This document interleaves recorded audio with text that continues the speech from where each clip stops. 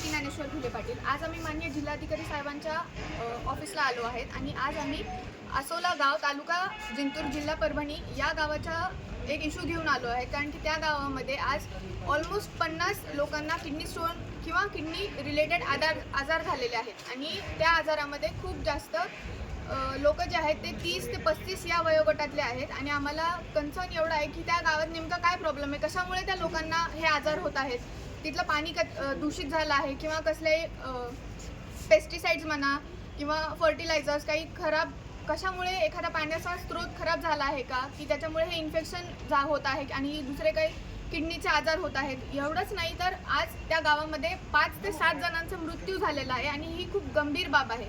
आज कुठल्याही जर तुम्ही हॉस्पिटलला गेला तर किडनीचे जर तुम्हाला त्याचं मेडिकेशन घ्यायचं असेल तर आज तो खूप महाग जात आहे त्याचं पूर्ण प्रोसिजर।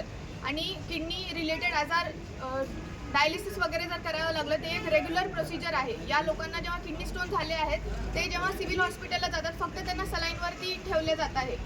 म्हणून आमचा कन्सर्न आहे की या लोकांकडे जाऊन तुम्ही त्या गावामध्ये जाऊन त्या गावामध्ये पाण्याची तपासणी करा, हे नेमका आजार कशामुळे होत आहेत, इन्फेक्शन्स कशामुळे आहेत, या सगळ्या गोष्टींची पडताळणी झाली पाहिजे। एवढंच नाही तर या गावामध्ये मेडिकेशनची सुविधा जी आहे ती लवकरात लवकर त्या तिथे गावात जाऊन अवेलेबल करून दिली पाहिजे।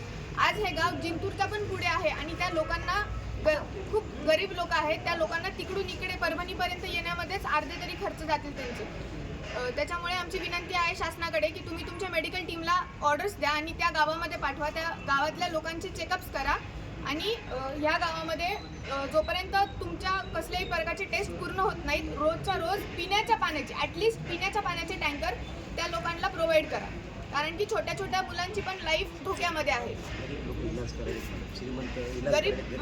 गरीब लोक त्यांना इलाजासाठी काही नाही आहे, श्रीमंत तरी कसे कुठून ना कुठून पैसे हे करून इलाज करत आहेत, पण गरीब लोकांना आज कोणीच वाली नाही आहे तिथे। त्याच्यामुळे आम्ही माननीय कलेक्टर साहेबांना इथं विनंती करायला आलो की या गावाकडे तुम्ही लक्ष द्या आणि शासनाला या गोष्टी बाबत तुम्ही लवकरात लवकर कळवा।